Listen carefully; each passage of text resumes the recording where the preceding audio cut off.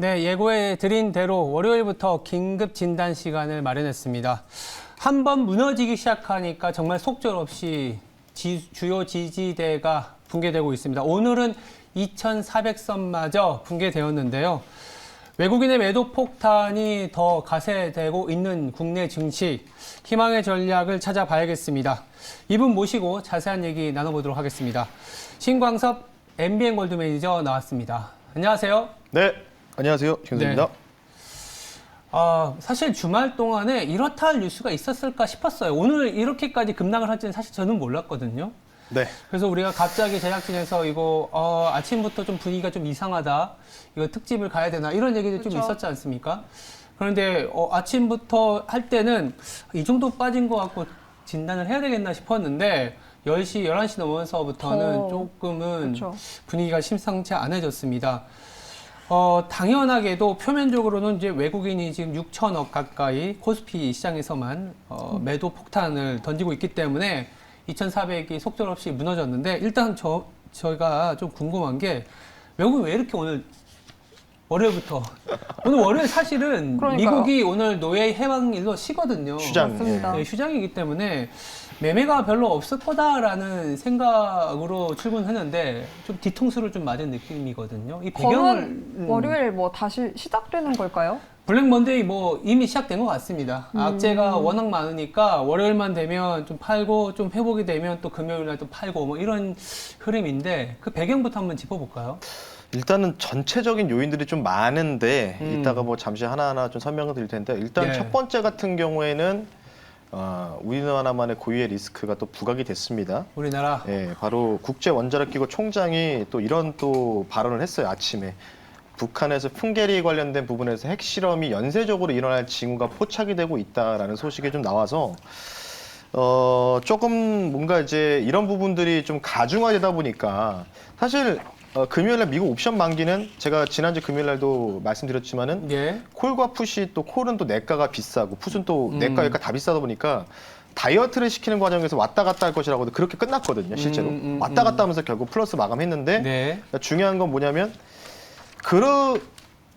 그래도 불구하고 또 우리나라 증시가 초반에 살짝 갭 떴다가 0.45% 갭 떴다가 그냥 와르르 무너졌거든요.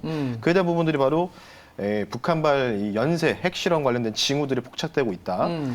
지난주 금요일날 이 시간에도 정확하게 계속 말씀드렸습니다. 최후의 한 방이 바로 북한발 리스크가 가중화되는 부분들 이런 말씀드렸고 그리고 또 추가적인 소식들이 좀 우려감들이겠죠. 지금 이제 러시아가 우크라이나와의 전쟁 이후에 협력 관계를 갖지 못한 국가들을 이제 비우호적 국가로 대상을 지정하면서 거기에 우리나라가 포함되어 있는데 예. 통상 우리나라가 그 반도체 제조의 필수적인 가스죠. 희가스라는 물질들을 러시아로도 많이 수입을 하는데 이 비우호적 국가들 대상으로 수출을 전면적으로 금지를 검토하고 있다는 소식이 좀 흘러나왔어요.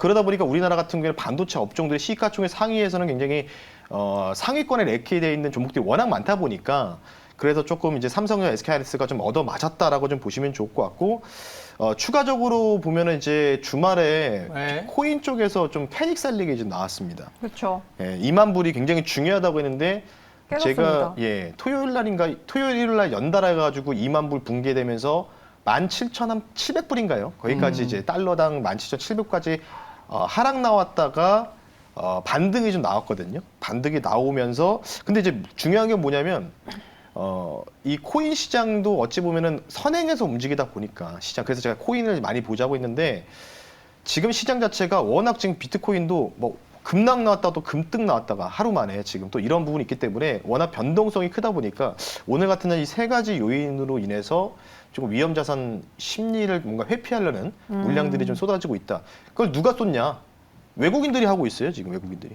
뭐 최저점에서 손절을 치는지 뭔지 모르겠지만 오늘도 외국인들이 현물 매도하면서 오늘은 외국인들이 그냥 대놓고 밀고 있거든요. 그냥 선물 매도 5,000원 넘게 매도하면서 그런 부분이 있기 때문에 조금은 이제 변동성 구간에서 그러니까 외국인들도 이런 생각하는 것 같아요. 바닥인 것 같은데 느낌이 바닥인 것 같은데 확신이 안 드니까 일단은 좀 회피하자 이런 심리들이 좀 가중화되는 오늘 블랙 먼데이 같은 하루가 나오지 않았나 이렇게 좀 생각하고 있습니다. 네.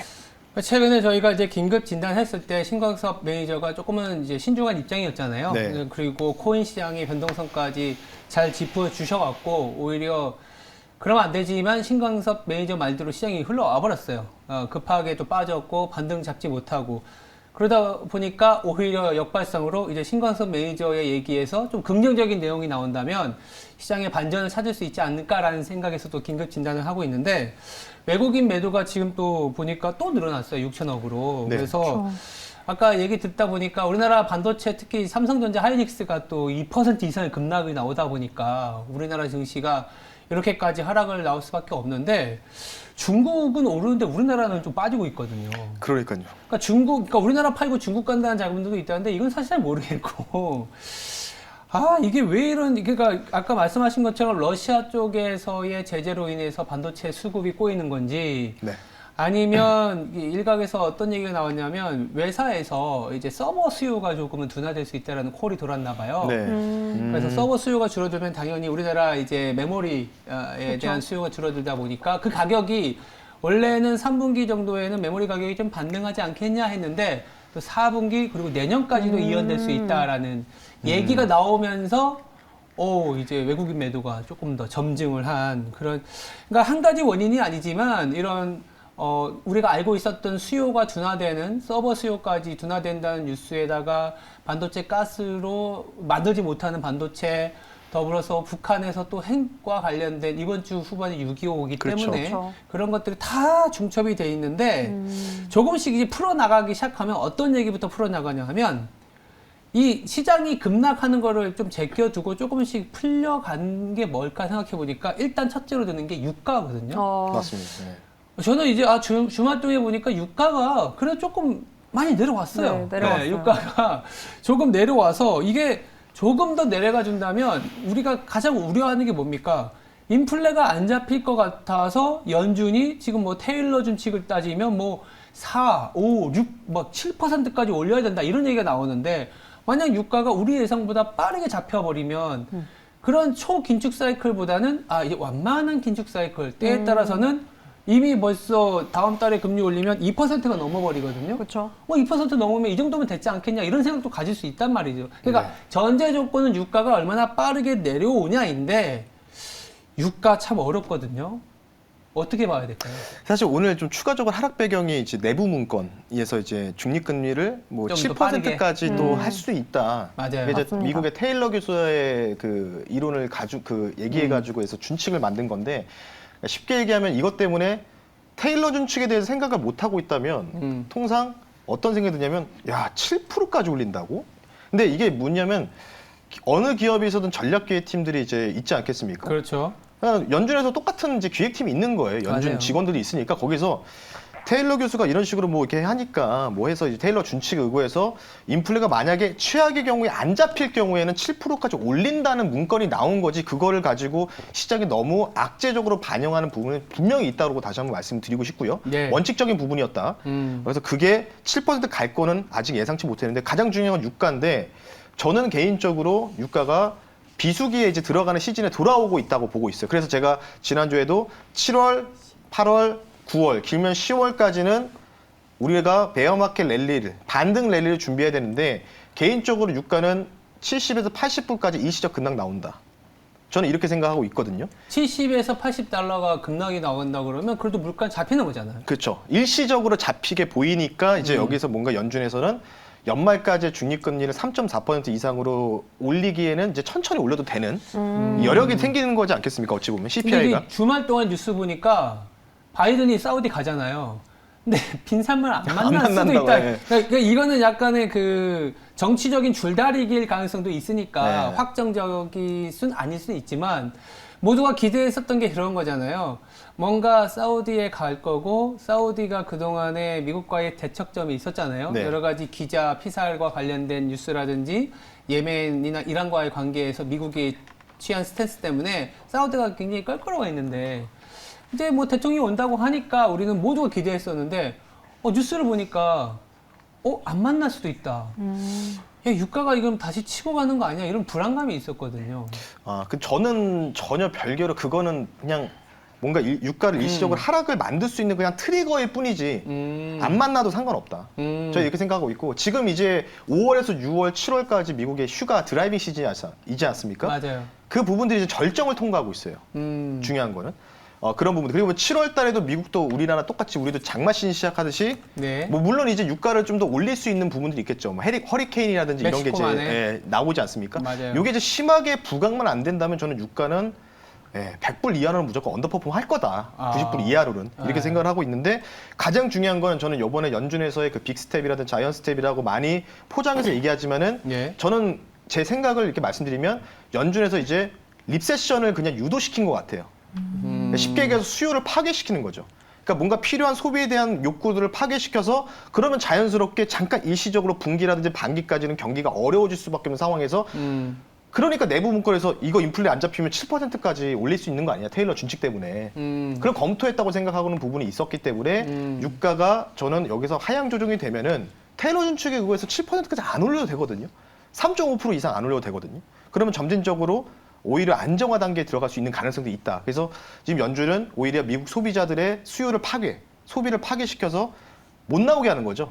못 쓰게 하는 거죠, 돈을. 돈이 없으니까. 그러니까 지금 미국에서는 뭐 헌혈도 하고 뭐 헌혈을 해가지고 뭐 헌혈도 두 가지 종류가 있지 않습니까?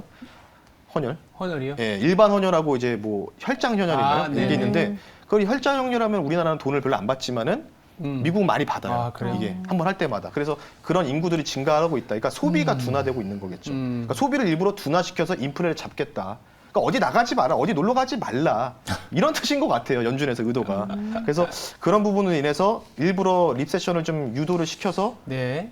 유가를 좀 잡게 하는 원인이 되지 않을까 싶기 때문에 그래서 제가 유가는 분명히 일시적 급락 나올 수 있다고 많이 말씀을 드렸고 네. 그리고 중요한 거는 유가에 대한 쇼티지가 아니고 지난번에도 그 미국 에너지 협회가 있지 않습니까? 거기서 주관했던 그 회의에서 상원 회의가 있었는데 네. 거기서 상원 공화당이 대부분 점령하고 있지 않습니까? 바이든 행정부한테 뭐라고 막 그 약간 좀 이제 심하게 얘기했는 뭐라고 얘기했냐면 너네들이 지금 시추 업체들 못 만들게 하니까 신재생 에너지 민다고 태양광 막 다 깔라고 하니까 그것 때문에 시추 업체들이 더 이상 생산도 못하고 이러니까 이것 때문에 우리가 유가 쇼티지 나는 거 아니냐. 이렇게 따졌단 말이에요. 바이든 행정부한테. 비난했단 말이에요. 그러니까 그렇죠. 거기서 정답이 나온 거죠. 왜? 지금은 시추 쇼티지입니다. 여러분. 시추 쇼티지. 그러니까 그 부분을 맞추기 위해서는 연준에서는 자이언트 스텝을 밟아서라도 연준 금리를 3%까지 올해 연말까지 올리서라도 수요를 파괴하면서 자연스럽게 일시적으로 하반기 때 인플레를 잡겠다. 저는 이런 의도로 국제유가 분명히 일시 급락 나온다. 더 언더퍼폼 할 거다. 이렇게 생각하고 있는데 앵커님 어떻게 생각하시는지? 동의합니다. 근데 문제는 뭐냐면 유가가 붕괴되는 과정에서 이제 이 공급이 많다라는 걸로 이제 붕괴가 될 수도 있고 아니면 해석에 따라서는 이제 수요가 너무 부진하다라는 생각으로 그럼 주가가 더 빠질 수 있잖아요. 그쵸. 근데 어찌됐든 저찌됐든 이제 주가가 다시 올라가려면 유가가 소위 말해서 부러지고 나서 그래야 유가라는 게 비용이지 않습니까? 비용이기 때문에 유가 자체가 지금 100달러를 넘은 상황은 굉장히 과대평가되어 있는 상황이라서 저희들도 한 70에서 80달러 9월에는 볼 수 있다라는 얘기는 좀 드리고는 있지만 우리나라도 지금 더운데 이제 중동도 지금 덥기 때문에 냉방 수요가 맞습니다. 엄청나다고 합니다. 맞습니다. 그래서 자기들이 이제 어떤 냉방 수요를 하기 위한 그런 오일 사용량 때문에라도 수출이 좀 제한적인데 이게 이제 8, 9월 넘어가게 되면은 조금 수요가 둔화되고 더불어서 이제 긴축으로 인한 그 달러 강세라든지 수요의 부진으로 인해서 유가는 조금 더 하향 조정될 가능성이 높지 않겠냐는 생각은 합니다. 다만 이제 문제는 뭐냐면 유가가 하락하는 과정에서 이거 정말 이 이후에는 경기가 살아날 수 있다라고 보면 유가가 하락하더라도 주식을 사야지라는 생각이 들겠지만 유가가 하락하면 뭐 그동안 버티고 있던 에너지 기업들도 빠지고 원래 나머지 기업들은 긴축으로 인해서 안 되고 이러면서 또 안 좋아지는 사이클로 갈까봐 악순환이 돼도 네, 그게 굉장히 두렵거든요.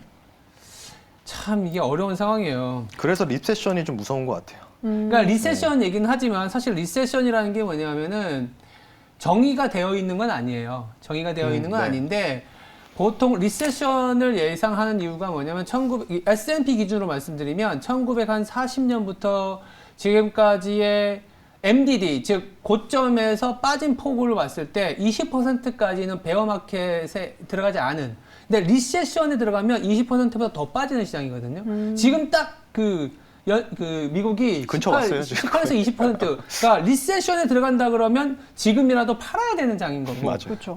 그 리세션의 대표적인 게 코로나 가까운 게 그리고 뭐 글로벌 금융위기, IT 버블 이런 것들이지 않습니까? 그렇게 가느냐? 아니면 그냥 20% 조금 더 벌려서 23, 25%까지 가지만 옆으로 이렇게 횡보하다가 올라가는 장이냐? 이 차이인데 긴축마다 리세션을 갔다고 하면은 틀린 말이죠. 근데 긴축하면 리세션 갈 확률이 높냐 하면 그건 또 높은 말이기 때문에 지금은 다들 기다리고 있는 것 같아요. 유가가 일단 내려와 주면 7월 달에 자이언트 스텝을 하더라도 9월, 10월부터는 조금은 긴축의 강도를 줄일 수 있다. 그렇죠. 이렇게 보고 있는 거 아닌가 저도 그렇게 생각하고 있습니다. 뭐 앵커님, 매니저님도 그렇고 이렇게 각자 이렇게 유가라는 지표로 시장의 흐름도 보고 네. 뭐 어떻게 하면 전망할 수 있을까를 보는데 저는 어떻게 보면 개인 투자자의 입장에 가깝게 본다라고 그렇죠. 하면 요즘 제가 많이 보는 게 바로 반대 매매 물량이에요. 왜냐하면 이 반대 매매 물량이 뭐 바닥 시그널 중 하나다라고 해서 특히나 요즘 기사에 뭐 너무나 반대 매매가 뭐 이틀 연속 300원대로 늘어났다, 300억 원대다라는 기사가 많이 나오니 그렇다면 이제 바닥일까 싶었는데 오늘을 오히려 더 시장은 심지어 코스닥 3% 넘게 밀려가고 있었거든요. 아, 과연 이게 하방은 더 뚫리고 있는데 반대 매매라는 게 시그널이 맞을까 싶더라고요. 지금 차트에서도 볼 수 있는 게 지난 15일에는 반대 매매가 316억 원까지 늘어나면서 연중 최대치를 기록했고요. 지금 보시는 건 일평균 월별 반대 매매를 집계한 결과입니다. 계속해서 2월 1에 저렇게 점차 오름세를 가져가다가 6월에 그러니까 이번 달이죠. 이번 달에 연중 최대치 기록까지 나온 건데 그렇다고 하면 바닥이 어느 정도 잡히고 좀 시장에 올라와야 되는데 기술적 반등조차 보여주지 않고 있습니다. 정말 개미들 등골만 휘고 있는 시장인데 이 이유가 특히나 뭐 스탁론 터지는 시간이 구간대별로 있는데 뭐 일단 장 초반 반대 매매가 나오고 또 2시에 있다 나오지 않습니까? 그때 또 개미들이 들어온다고 합니다. 추가적. 그러니까 외국인들은 계속해서 팔고 또 개인들은 계속해서 사고 이렇게 뭔가 계속해서 엇갈리는 이 수급 속에서 도대체 외국인은 언제쯤 매도를 멈춰서 시장이 좀 잡힐 수 있을까요? 그러니까 개인이 아무리 사도 외국인이 뭐 하루에 그러니까요. 몇천 원씩 파니까 계속 하락세가 나오는데 잡히지 않고 있습니다. 그러니까 한마디로 외국인은 언제 돌아올까? 그러니까 언제 돌아옵니까? 아 근데 언제 떠났는지 기억도 안 납니다. 지금 그 외국인 분들은 작년 이제 6월 달 있잖아요. 6월 선물 없이 동시 만기 이후부터 계속 매도 포지션이었어요. 그때가 경기 선행지수 고점이었어요. 그때 딱 이제 그 다음 달부터 꺾였던 걸로 제가 네, 기억하는데 맞아요. 동행지수는 좀 같이 올라다가 8월부터 같이 꺾였거든요. 8, 9월 동행지수는. 그래서 제가 지난번에 네이버 밴드에다가 소개시켜드렸다시피 동행과 서행지수가 이격이 좁혀질 때 아니면 또는 크로스가 날 때 근데 그런 경우 별로 없거든요. 크로스 날 때는. 그러니까 이격이 좀 좁혀질 때는 아 이거는 강력 콜이다 얘기할 정도인데 그러니까 지금 그러니까 분위기를 그러니까 뭐 기술적 지표 지금 보면은 RSI 뭐 MACD 오시실레이터 스토캐스트 슬로우 패스트 모든 여러분들 알고 계시는 서점에서 보는 보조 지표를 다 대입해도 일봉 주봉 월봉까지도 다 과매도권에 진입한 종목들이 워낙 많습니다. 근데 샀다가 지금 계속 반등 나왔다가 또 밀리고 하는 부분들 그러니까 결국 기술적 분석도 지금 안 먹히는 구간에 들어왔거든요. 그럼 결국은 외국인들의 의도라고 좀 보시면 되는데 그러니까 지금 시장 자체가 저는 이런 생각이 들었어요. 힘들고 짜증은 나요. 예, 그건 아마 다 공감하실 텐데 그래도 다 온 거 아니냐. 이게 굉장히 무서운 거거든요. 그러니까 시장이 지금 안 좋고 두렵고 힘들고 하는데 뭔가 두려울 만큼의 힘든 그 정도의 레벨은 아직 안 왔다고 저는 생각이 들어서 지난주 금요일에 그래서 말씀드렸고 안타깝게도 제 뷰가 맞아서 2,400이 지금 붕괴됐는데 그러면 우리가 이렇게 생각해 봐야 된다는 거죠. 그러면 우리가 지금 대응할 수 있는 거는 외국인들의 선물 포지션, 결국 외국인 선물이 어떤 식으로 흘러가느냐. 지난주에 제가 외국인 선물을 보니까 총 최종 카운팅한 결과는 지금 외국인들 또 보면은 선물은 한 5,500억 정도 매도하고 있거든요. 그러니까 지난주에는 미국이 빠져도 미선물이 빠져도 외국인 선물 매수를 막 잡는 거예요. 그래서 제가 이상하다고 말씀드렸잖아요. 그 지난주 물량이 1조 3천억 정도 됩니다. 외국인들이 매수를 잡은 포지션이. 근데 이게 제가 금요일날도 딱 이 시간에 뭐라고 말씀드렸냐면 외국인들이 어차피 선물의 노름으로 인해서 결정이 되는 게 우리나라 증시다라고 말씀드렸고 지금 외국인들이 1조 3천억 중에서 5,500억 던졌거든요. 거의 지금 장중에 최고치가 6천억 던졌어요. 그럼 얼마 남았을까요? 최소한 5천억, 6천억 더 나와야 된다는 얘기예요. 그래서 저는 오늘 솔직히 말씀드리면 이건 제 개인적인 판단입니다. 제 개인적인 투자 의견이라고 한 번만 더 공지를 좀 부탁드리고 좀 말씀드리면 오늘 그냥 다 던졌으면 좋겠어요. 차라리 이게 뭐 하는 건지 모르겠어요. 그러니까 아예 그냥 시원하게 한번 빼고 그냥 V자마다 나오는 게 낫지 않을까 싶은데 지금 이런 구간이면 뭐라고 하면 여러분들 그 스프링에서 이게 아실 거예요. 코일링이라고 아실 거예요. 코일링. 이게 돌아가는 거. 그러니까 지금 시장이 약간 이런 것 같아요. 약간 이렇게 하방으로. 약간 이런 느낌이 들어가지고 이러면은 개인 투자자 못 버티거든요. 결국은. 막판에 손절 딱 나가요. 근데 그때가 바닥인데 그러니까 저는 오히려 지금 이런 생각 들어요. 최후의 한 방 정도는 나올지 안 나올지 몰라요. 그건 외국인들 의도입니다. 근데 한 방이 나오더라도 지금 손절을 못 하시면은 지금 손절하면 절대 안 됩니다. 저는 이렇게 생각해요. 그거를 유발시키려고 공포심을 자극하는 거기 때문에 그리고 제가 뭐라고 말씀드렸냐면 7월, 8월, 9월 달은 분명히 유가 일시적인 급락으로 인해서 어느 정도 그래도 실적이 좀 더 나아질 거다. 이런 기대감들이 나올 거거든요. 많이 빠졌으니까 베어마켓 랠리 나올 때 그때 차라리 손실을 줄여서든 뭐 수익을 물타기라서 그때 물타기 하셔서 진행이 돼야 되는 부분이 있기 때문에 저는 이번 주 안으로는 바닥 본다. 다시 한번 말씀을 드리면서 뭐 어찌 될지 모르겠지만 다 와갑니다. 지난주에는 저는 최후 한 방 나왔다고 했지만 다 와가니까 조금만 더 용기를 가지시고 버티시는 게 좋다라고 말씀드립니다. 그럼 매니저님 이게 지금 네. 또 저희가 외국인 포지션만 봤으니까 연기금 네. 얘기도 계속해서 나오고 있거든요. 연기금은 또 어떻게 보세요? 그거는 이제 연기금 담당이신 우리 앵커님한테 여쭤보는 거예요. 그럴까요? 인맥이 더 많으시니까. 앵커님 지금 뷰를 한번 동향이 들어볼까요? 연기금 입장에서는 아직은 비중이 국내 주식이 많기 때문에 해외 쪽으로 나가는 물량들이 많을 수밖에 없는데 근데 국내 주식이 이렇게 가파르게 하락을 해버리면 특히 글로벌 증시에서도 국내 주식이 더 하락하면 알아서 비중이 더 빠져버릴 거잖아요. 그러면 그쵸. 매도 물량이 적게 나올 가능성이 있어요. 근데 지금 당장 계획을 변경해서 국내 주식을 더 사는 콜을 하기에는 좀 애매한 것 같고 안타까운 거는 아까 외국인 말씀하신 것처럼 외국인이 팔기 시작한 뭐 변곡점이 작년 6, 7월이지 않습니까? 맞습니다. 그때가 경기선행 지수가 고점일 때 그럼 경기선행 지수가 저점을 언제 기록할 것이냐 아직도 계속 하락하고 있기 때문에 빨라야 올해 4분기지 않겠냐 그러면 그냥 경기만 놓고 봤을 때는 4분기는 가야 된다는 거고 근데 이제 주가가 워낙 가파르게 빠지면 그 사이에서도 액티브하게 들어올 수는 있으니까 근데 패시브 자금은 한 4분기는 가야 되지 않겠냐 이런 생각이 드는데 저는 약간 시선을 바꿔서 지금까지는 외국인들이 팔아서 2,400 깨졌고 네.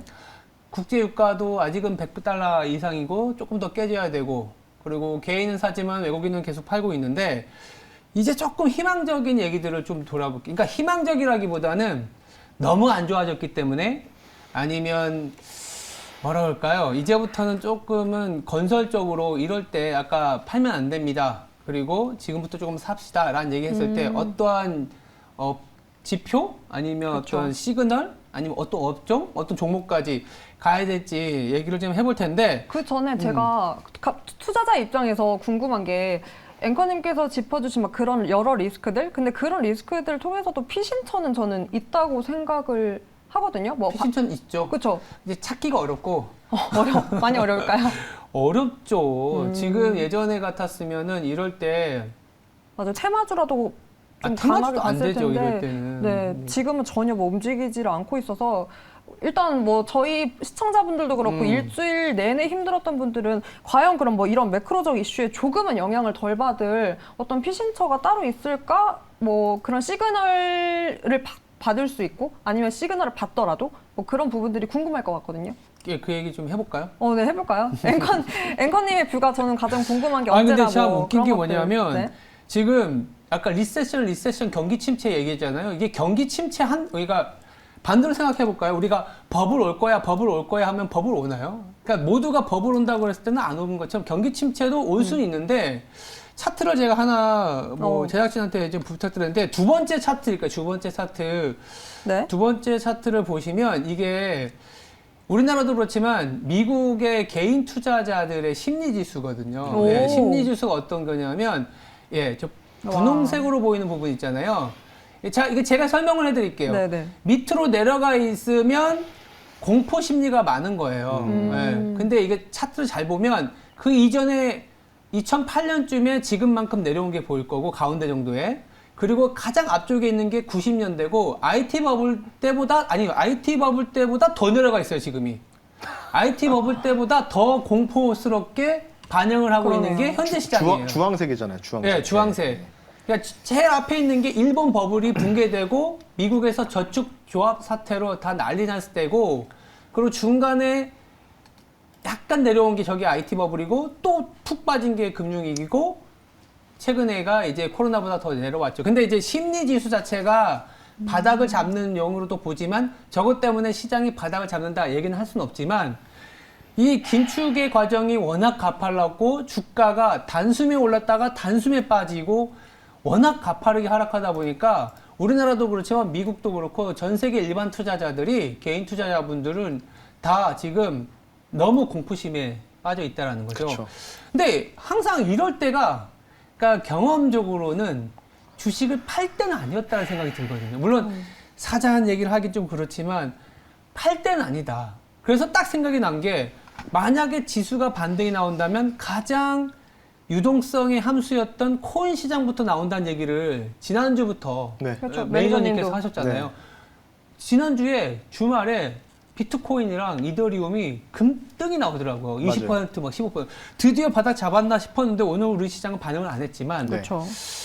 위험 자산의 투심 회복에 어떤 신호탄이 될 수 있을지 코인 시장의 반등을 좀 해석할 필요도 있거든요. 어떻게 보세요? 코인도 되게 재밌었던 게 뭐냐면 2만 불이 붕괴돼서 17,000불까지 초반까지 밀리다가 그러니까요. 그리고 이 뉴스가 보도가 되면서 올라갔는데 화면 어떤- 한번 보면서 제 네. 네이버 밴드 한번 잠깐 말씀드리면 화면 보겠습니다. 네. 앨런 머스크 아실 거예요. 앨런 머스크가 정확하게 남겼나요? 아직도 기억합니다. 일요일 저녁, 그 일요일 오후 3시인가 트위터를 딱 날렸는데 네. 그때 이제 비트코인이 막 이제 1,800불에서 18,000불에서 왔다 갔다 하는데 그쵸. 이런 트위터를 남겼어요. 바로 뭐라고 했냐면 I will keep supporting 도지코인. 다 이렇게 멋있게. 아, 도찌 아빠. 네. 이게 시바견이죠. 네. 시바견이 이제 엠블럼으로 돼 있는 코인으로 알고 있는데 도찌 아빠라고 하죠. 그러니까 이 코인을 더 샀다. 나는 이거를 계속해서 전폭적으로 지원할 것이다. 그러면서 추가적으로 뭐가 나왔냐면은 세계 최대의 거래소인 바이낸스에서 2조 원을 매입했다는 소식이 나오면서 막판에 또 새벽에 그러니까 코인 시장은 24시간 돌아다가 보니까 2만 불이 넘어가는 파동이 나왔다라고 보시면 되는데 재밌는 게 뭐냐면 2조 원을 매수했거든요. 근데 비트코인의 시가총액이 504조 원입니다. 그러면 504조에서 2조 원 매수해서 올라간 거예요. 그러니까 저는 비트코인의 반등이 그냥 이 정도로 끝날 수 있는 파동밖에 안 나올 수 있는. 그러니까 뭐 10조, 20조는 모르겠지만. 아니 그만큼 네. 심리가 워낙 안 좋아졌기 때문에 저가면서 조그마한 들어온 뉴스에도 반응을 하지 그쵸. 않았을까 싶기도 하거든요. 근데 이제 더 이상 크게 올라가기에는 아, 좀 그건 제한점이 그렇지. 있는 거죠. 응, 응, 조금 응. 더 있으니까. 그래서 비트코인을 좀 봤을 때 항상 말씀드리지만 비트코인이 먼저 지금 같은 변동시장에서는 비트코인이 먼저 선행하니까 하도. 그리고 지금 앞서도 말씀드렸지만 우리나라 증시도 마찬가지로 비트코인이 워낙 급등락을 반복하는 이런 코일링 기간에 와 있다 보니까 그래서 우리나라 증시도 좀 많이 흔들리고 뭐 전반적으로 아시아 증시도 많이 흔들리고 있다. 이렇게 좀 보시면 좋을 것 같고 계속 제가 지난 금요일에도 말씀드렸지만은 7월, 8월, 9월 달에는 호재거리들이 눈에 보여요. 러시아 7, 8월. 종전도 나오고 있고 그래서 중국에서 코인을 되게 비관적으로 보시는 분 많은데 저는 오히려 뭔가 반등의 속도라든지 서막이 엄청 빠르게 나올 수 있는 게 코인이라고 보거든요. 메인 코인. 코인이죠. 그래서 오히려 7, 8, 9월 달에 메인 코인이 2배에서 3배 정도 가는 상승 퍼포먼스 나올 수 있고 알트코인 같은 뭔가 잡코인들이 있지 않습니까? 그래도 묻지마로 매수에 붙기 시작하면 5배에서 10배 갈 수 있다. 7월, 8월, 9월 달에. 그러니까 주식에서 우리가 코스피를 여기서 사면은 제가 하나 말씀드릴게요. 화면 네. 볼게요. 잠깐 네. 볼게요. 지금 여러분들 코스피 증시가 이번에 반등이 그렇게 크지 못할 겁니다. 왜냐하면 보세요. 여기서 박스권 만들었죠? 박스권 이탈했죠. 여기서 또 박스권 지난주부터. 만들었죠? 네, 네. 여기서 또 박스권 만들었죠? 네. 또 여기서도 만들었고 여기서 박스권 만들었어요. 그러니까 매물대가 지금 강력한 매물대가 지금 3-4개 군데가 있거든요. 네. 여기에서 반등이 과연 여기로 돌파가 나올까요? 아우 근데 2,600만 가도 네. 지금 2,300대입니다 벌써. 그러니까 이제 2,300 지금 한 중후반 되지 않습니까? 80. 네. 그러니까 많이 정도죠. 가봤자 2,700이에요 지금 구간에서. 아, 2,700 가도 돼요. 지금은 네, 그쵸. 회복은 해야죠 일단은. 정말로. 근데 중요한 게 여기까지 회복됐을 때 아 물량이 나온다. 코인의 상승 탄력 못 따라갑니다. 아. 그래서 제가 코인 싫으시면 제가 뭐라고 하냐면 미국에는 코인베이스, 우리나라는 코인 관련이 많지 않습니까? 이유가 뭐냐면 그냥 이건 제 개인적인 판단인데 예. 네. 중국에서 채굴이 1위가 중국이에요. 근데 중국이 요즘에 조금은 완화전 제스처도 그리고 오늘 엔트그룹 상장 이야기도 좀 나오지 않습니까? 규제 완화를 강력하게 하고 있는 쪽이 또 중국이더라고요. 그게 좀 약간 아이러니하게. 반반에 해가지고 기대 인플레가 2%밖에 안 되니까 지금 중국 네, 같은 경우. 맞아요. 그러니까 뭔가 완화적인 정책해서 요번에 뭔가 미국에서 여기서 미국은 경착륙이 될지 모르겠지만 중국은 그런 것도 없거든요, 사실. 그러니까 공산당 리스크만 해소되면 그냥 날아갈 수 있는 구간이라고 좀 보고 있기 때문에 이것만 아니면은 저는 오히려 여기서 어떤 게 나오냐. 코인의 상승을 유발시킬 수 있는 거. 그렇게 만약에 불장에 나올 수 있는 거. 중국에서 채굴 공제 완화하는 거죠. 가능성이 있긴 있을 것 같아요. 작년에 우리가 8월, 9월에 딱 굉장히 이때쯤이었었어요. 힘들었던 게 네. 뭐냐면 중국이 뭐만 하면 계속 규제했었거든요. 채굴 맞아요. 금지시켰죠. 작년에는- 교육모 금지시켰죠. 다 맞아요. 시켰어요. 게임도 엔터도 네. 그래서 다 작살을 그쵸. 났었는데 네. 오히려 지금 와서는 물론 중국을 주둔하는 건 아니지만 그 선제적으로 뭔가 규제를 좀 해놓고 지금은 좀 규제를 푸는 좀 얄밉긴 한데 기댈 건 또 중국이다 이렇게 말씀하시는 거네요. 그러니까 약간 공산당에서 그런 기업들을 대상으로 약간 길들이기를 다 끝내지 않았을까? 이런 또 칼럼들도 나오고 있거든 정치적으로. 그런 뷰도 맞아요. 네. 빅테크들 이제 더 이상 규제해봐야 무슨 실익이 그러면 있냐 막 이런 얘기도 비트코인이 있더라고. 뭔가 불장이 나왔을 때 최소한 2배 정도 비트코인이 지금 2만 불인데 4만 불까지 치고 가면은 그러면 가장 영향을 받는 게 섹터가 뭐예요? 바로 GPU겠죠.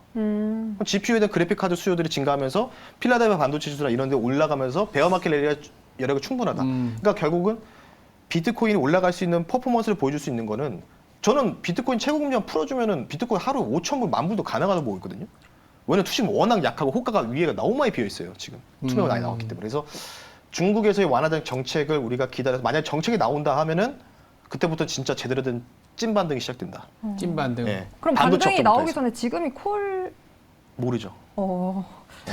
모르죠. 뉴스를 기다려야 되겠죠. 어. 예, 저는 이렇게 생각하고 있습니다. 코인 시장 자체는 사실 워낙 변동성이 심하고 네. 우리가 쉽게 예상할 수 그렇죠. 있는 부분은 아니지만 그렇죠. 사실 코인 시장을 짓누르고 있는 거는 뭐 여러 가지가 있지만 중국의 규제 그리고 미국의 긴축인데 미국의 긴축이야 이제 상수화 시켰을 때 그것 때문에 영향을 빠졌다고 하면 중국의 어떤 규제 완화 내지는 뭐 경기 부양 스탠스에서 동반된 빅테크에 대한 규제 완화가 네. 불러오는 또 다른 이제 좋은 나비 효과가 코인 시장에서 올라오면 그렇죠. 필라델피아 반도체 지수가 올라가고 한국에 또 관련된 전반적으로. 네. 그런 어떤 시나리오도 예상해 볼 수 있다. 당장은 아니더라도 코인 시장이 조금은 바닥을 잡아가는 그런 모습은 되지 않겠냐라는 얘기를 하고 있는데 그럼 앵커님이 생각하는 피난처는 어디였을까요? 피난처요? 피난처라고 하기보다는 그냥 그런 뭐 반등을 빨리 받을 수 있는 섹터라거나 기대 수익률이 높은. 그렇죠. 지금 기대 수익률이 제일 높은 쪽이 어딘 줄 아세요? 어딜까요? 또 조선? 아, 조선도 마찬가지인데 조선은 기본 베이스로 깔고 가는 거예요. 최애잖아요. 네. 지금 우리나라 주식 자체가 기대 수익률이 되게 높아졌어요. 아 전반적으로 네, 다 가격 메리트가 그리고 PBR이 0.8배까지 내려왔고 삼성전자 저렇게 욕하지만 분기 배당하고 거기다가 이제 5만 전자까지 내려왔지 않습니까? 아, 좀 이런 마음은 그렇지만 삼성전자 월봉을 한번 보시면 50월봉이 있거든요. 50월봉이면 몇 년입니까? 24, 24. 한 5년, 4년 반, 4년 반. 4년 정도 되지 네. 않습니까? 4년 정도 되는 그 평균치를 깨고 내려갔을 때 삼성전자를 샀다면 한 1년 후에는 약간 좀 너무 마바라 같지만 무조건 먹었어요. 무조건 수익이 났는데 왜 그러냐면 그만큼 지금 삼성전자에 대한 기대치가 너무 약해져 있어요. 그쵸. 메모리 가격은 무조건 빠질 것이다. 삼성전자 M&A는 언제 하느냐. 근데 삼성전자의 배당 수익률은 이미 2% 넘었고 우리 코스피 50 전체의 배당 수익률이 2.5%까지 올라가더라고요. 이렇게 따지면 기대 수익률, 그러니까 주가가 이미 맞고 떨어진 거는 좀 그쵸. 미안하지만 지금 주가 수준에서 만약 수익률이 된다면 어딜까? 그러면은 코스피, 특히 삼성전자를 비롯한 우리나라 대형주이지 않을까라는 약간은 좀 도발적인 발언도 하긴 합니다. 근데 가격 제가 메리트. 지난번에 갑자기 생각 들었던 게 네. 뭐냐면 네네. 앵커님이 한 2주 전인가요? 만만치 않을 것 같다. 그래서 뭐 2,600 깨지, 2,500 깨지고 그쵸. 조금 하락을 염두에 두어서 그때 그 앵커님이 뭐라고 얘기하시냐면 3주 전에 보신 분도 아실 거예요. 지금은 그냥 조금 휴가를 가시는 게 낫다. 아, 맞아요. 휴가 맞아요, 가시라고 맞아요. 해. 휴가 갔다 오면은 이 정도까지 빠졌어? 그러니까 이런 생각이 들 거기 맞아요. 때문에 네. 저도 뭐 혹시나 모르는 최후의 한 방을 기다리고 있지만 근데 지금은 좀 약간은 좀 죄송한 말씀이지만 좀 물리면서 사들어가야 되는 상황. 맞아요. 지금 바닥이 그건- 어딘지 사실 모를 것 같아요. 근데 밸류에이션이나 아니면 아주 극단적으로는 코로나와 비슷한 상황이 온다 그러면 삼성전자를 안고 기다릴 수는 있는데 그렇지 않은 기업은 기다릴 수가 없거든요. 그렇죠. 그리고 잘 생각해 보시면 코로나 이전으로 다 돌아갔잖아요. 미국도 기준금리가 코로나 이전만큼 올라와 있어요. 밸류에이션은 코로나 맞아요. 수준만큼 딱 내려와 있고. 똑같아요, 근데 만약에 여기서 리세션이나 의도치 않은 뭔가의 경기 침체로 푹 빠질 가능성이 있다. 그럼 연준이 타이트닝을 할까요? 다시 내릴 수 있는 여력이 1.75%나 이미 생겨버렸어요. 정책적 여력. 네. 그럼 이 상황에서 만약에 물가가 안 잡혀서 만약에 여기서 침체 간다는 건 물가가 더 하락할 수 있다는 거기 때문에 한번 반문을 해보면 코로나 이전만큼 우리도 마스크를 벗고 있고 거기다가 밸류에이션은 내려와 있고 연준이라든지 한국은행의 정책적인 수단은 올라와 있다라는 거죠.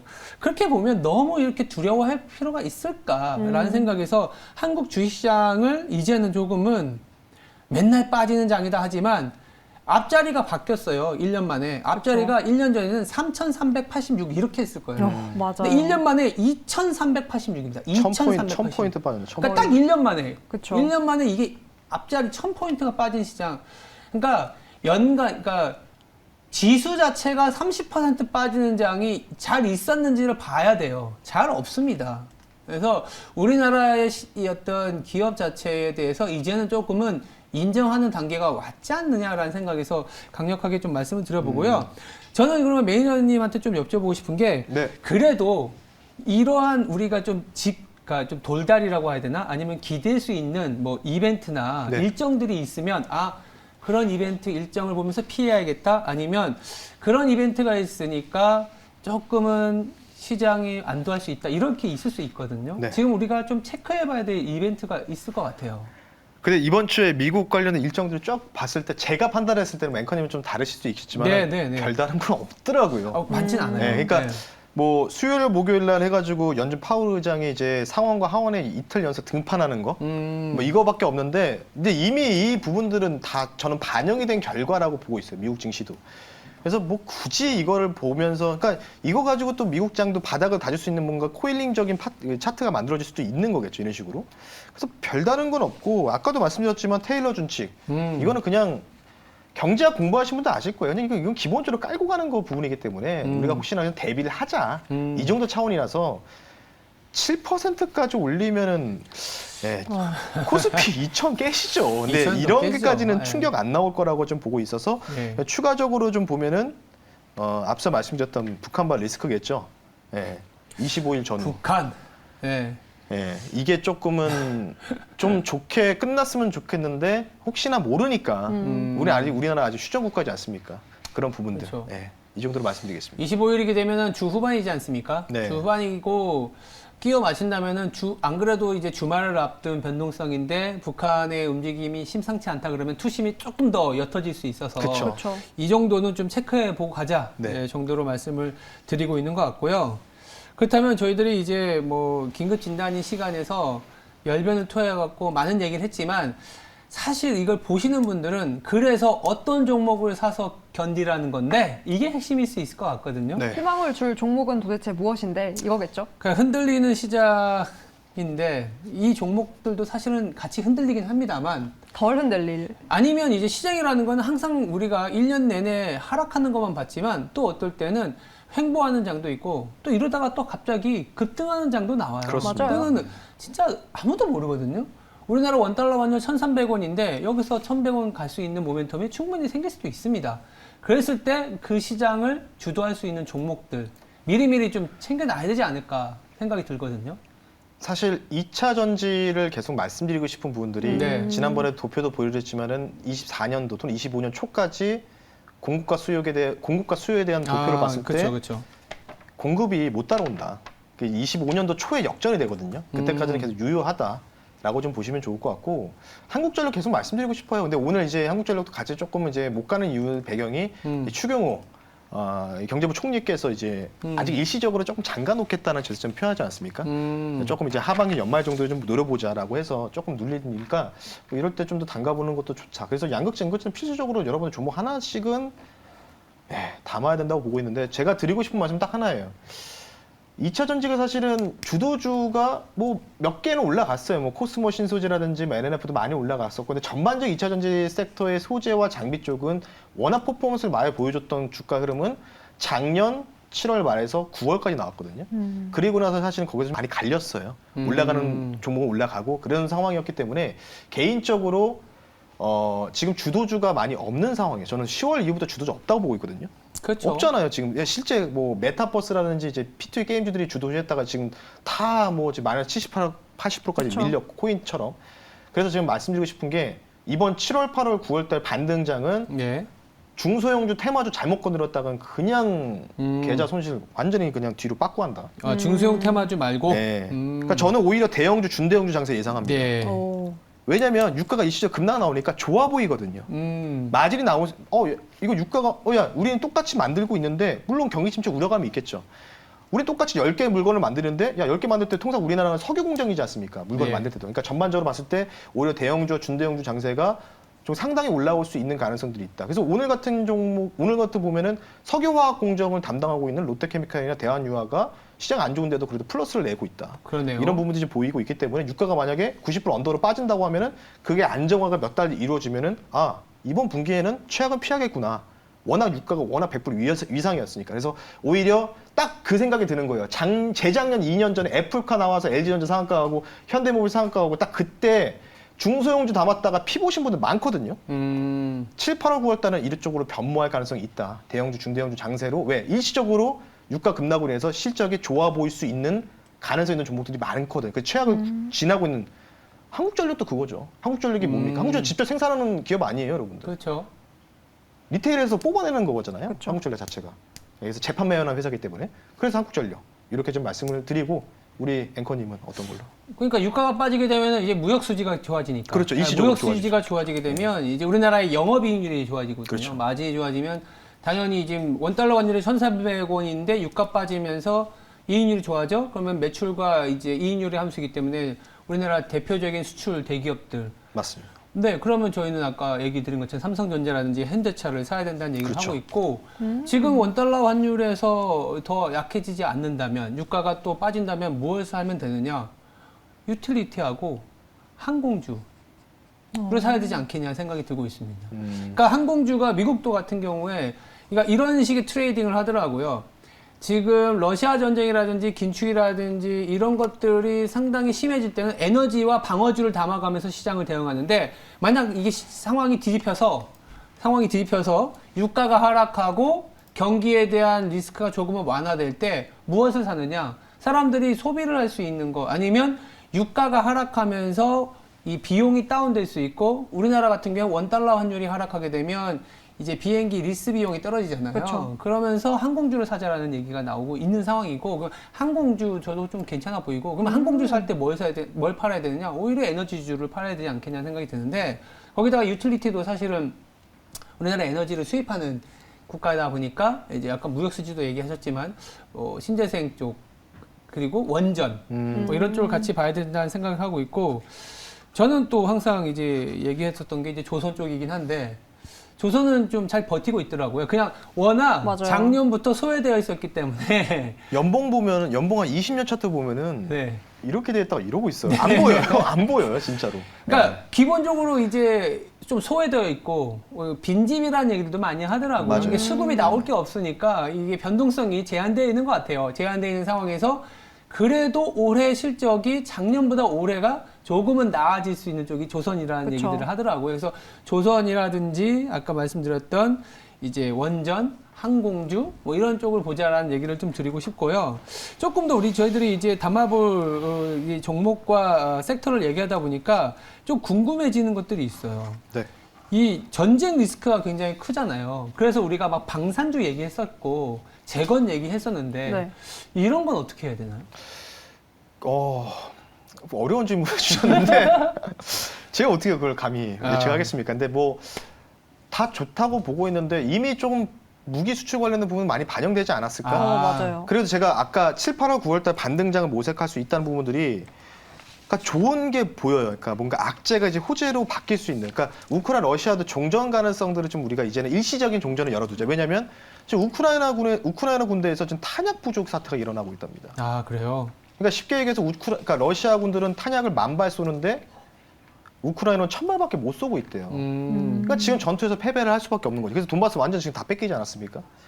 그래서 아마 더 이상 여기서 그리고 지금 보면은 EU 국가대에서 몇몇 국가들이 우크라이나한테 지금 요청하고 있죠. 돈바스 지역 내주고 휴전해라. 더 이상 안 된다. 이런 식으로 지금 요청하는 국가도 늘어나고 있는 부분이기 때문에 재건주 많이 당연히 다 많이 눌렸죠. 지금 종목들 많이 지금 기본적으로 중소형주 20-30% 정도 언더폼 많이 하지 않았습니까? 오히려 맞아요. 저도 유리하다고 보고 있고 그런 부분이 있기 때문에 오히려 그러니까 좋은 뉴스들이 이제 많이 안 좋은 게 좋은 게 변하는 게 바로 7, 8, 9월 달로 저는 생각이 들고 있기 때문에 당연히 뭔가 저는 9월 정도 예상하거든요. 9월 정도. 9월. 예, 뭔가 협상 문서라든지 이런 게 왔다 갔다 하려면 좀 시간이 좀 괴리 걸리네요. 9월, 10월 정도 예상하기 때문에 오히려 그때가 베어마켓 랠리가 끝나는 장에 나올 수 있지 않을까. 왜냐하면 주가는 기대감이지 않습니까? 7, 8, 9. 예, 그러니까 7, 8, 9 즐기고 9월이나 10월 정도에는 뭔가 종전이 나오면서 종주엔 나오고. 예, 그러면서 이제 뭔가 마지막 피날레 랠리가 나오고 다시 또 하락으로 나올 수 있는 가능성이 있다. 그리고 추가적으로는 미국은 다우존스는 오히려 나스닥이라든 S&P는 워낙 성장주가 많기 때문에 오히려 바닥을 잡고 올라갈 수 있지만 다우존스는 에너지주에 대한 부분이 비중이 많지 않습니까? 많죠, 그렇죠. 그러니까 에너지주가 유가가 이슈 급락이 나오면 7월, 8월, 9월 달은 다우존스는 좀 위험할 수도 있다. 약간 좀 별개로 이렇게 좀 말씀을 반대로 드리면서 가는 예, 거군요. 마무리하겠습니다. 네. 포트에 대한 정돈이 좀 됐습니다. 매니저님 말을 들으니까 이런 거는 좀 지양하고 이런 건 또 지양해야 된다라는 점이 좀 구분이 되는데 사실 가장 지금 시점에서 궁금한 거는 그 9월 시점 말씀해 주시면서 뭐 우크라 재건 방산주 말씀해 주셨기 때문에 그 관련된 얘기들이 많이 궁금하거든요. 뭐 종목들도 그렇고 오늘 혹시 방송 끝나고 무료 교육 있습니까? 좀 더 세게 얘기하고 싶은데 TV라서 세게 못했습니다. 아니, 뭐 어떤 얘기를요? 잠깐 여기 좀 시간도 있는 조금 더 해보시죠. 세게 얘기하시는 제가 좀 원래 이제 와일드 해가지고 아, 그래요? 알죠, 제대로 못했어요. 그러니까 이렇게 얘기를 할 때도 TV 채널이다 보니까 조금 그래도 뭔가 유효하게 얘기해야 되는 부분이 있기 때문에 좀 더 명확하게 듣고 싶으신 분들은 오늘 장 끝나고 너튜브에다가 MBN의 신강석 검색하시면 오늘 공개방송 진행할 테니까 과연 최후의 한 방이 어디서 끝날까? 오늘 바닥일 수도 있어요. 그 부분도 제가 허심탄회하게 제가 있는 그대로 다 말씀드릴 테니까 오늘 장 끝나고 3시 40분에 공개방송 많은 참여 부탁드리겠습니다. 네. 저희들이 이렇게 긴급 진단은 사실 지난주 금요일에 하면서도 내심 기대했던 게 맞아요. 반등 올라오기를. 나올까? 네, 오늘 조금 반등이 좀 나와주면서 그리고 조금 2,400에서 안착하는 모습을 보여주고 시장에 대한 활기를 좀 불어보자라는 취지에서 제작진이 했었죠. 지난주 주말에 급하게 했었는데 오늘 이렇게까지 급락할 줄은 사실 뭐 시장이라는 게 하락하게 되면 또 상승을 할 수 있다라는 그런 기대를 갖고도 있지만 오늘 같은 경우에 조금 많이 힘드셨을 거라 생각이 듭니다. 다만 저희들이 오늘 이렇게 정리를 하다 보니까 조금은 하방이 좀 남아있긴 하지만 좀 다 왔다. 물론 우리가 알 수 없는 부분이긴 하지만 맞습니다. 그래도 거의 다 왔다. 종목 기준으로 보면 이제부터는 조금은 살만한 종목들이 많이 보이고 있지 않느냐. 그리고 코로나 이전까지 참 코로나라는 기간 동안에 우리가 뭐 했을까 싶을 정도로 주가도 확 올랐다가 빠져버리고 네. 잃어버린 2년이라는 시간이 무색하게끔 다가오는 그런 어떤 시간이 아니었나 생각이 들고요. 마지막으로 서한 아나운서한테 이 네. 개인 투자자 입장에서 네. 지금은 어떤 주식 하고 싶은 생각이 드시나요? 이렇게 또 앵커님이나 매니저님 이런 전문가 애널리스트들은 어떻게 보면은 좀 조심스럽게 그래도 지금은 담아야 될 때에 가깝다라고 말을 하니까 담으려고 봤을 때 막상 손은 안 가는. 그럴 때 해야 된다는 얘기를 하고 싶어서. 그러니까요. 그래서 늘 뭐랄까 네. 고민이 되고 그 기준이 좀 더 궁금해지고 많이 중요하게 생각하게 되는 것 같더라고요. 알겠습니다. 또 여기서 팁이 많이 나왔으니까 담아보겠습니다. 네. 월요일 날 이제는 다음 주부터는 블랙 먼데이가 안 되길 바라고 정말로요. 그리고 이제 화수 목금도 있기 때문에 좀 더 알찬 내용으로 신투리가 되도록 노력하도록 하겠습니다. 저희는 여기서 인사드리고요. 내일 남은 시간 성토하시고 내일 오후 1시에 다시 찾아뵙도록 하겠습니다. 감사합니다.